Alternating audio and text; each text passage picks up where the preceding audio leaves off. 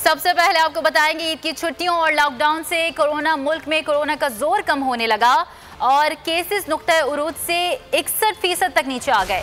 24 घंटे के दौरान मजीद 83 अफराद जान से गए, जबकि 1531 अफराद वबा का शिकार बने। NCOC के मुताबिक गुज़िश्ता 24 घंटों में 30,248 टेस्ट किए गए, जिनमें मस्बत केसेस की शरह 5.06% रही है।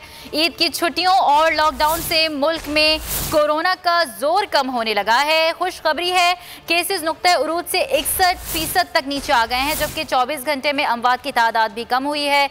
1531 अफराद वबा का शिकार बने।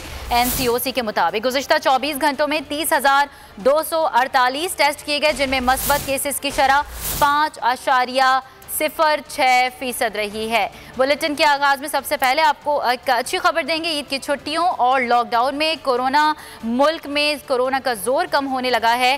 केसेस नुक्ता उरूज से 61% तक नीचे आ गए हैं, जबकि 24 घंटे के दौरान मुल्क भर में अमवात की तादाद में भी वाज़ेह कमी आई है, जो कि 83 तक जो है वो गुज़िश्ता रोज़ रिकॉर्ड किए गए थे। 1531 अफराद वबा का शिकार बने। NCOC के मुताबिक गुज़िश्ता 24 घंटे में 30,248 टेस्ट किए गए, जिनमें मस्बत केसेस की शरह 5.06% रही।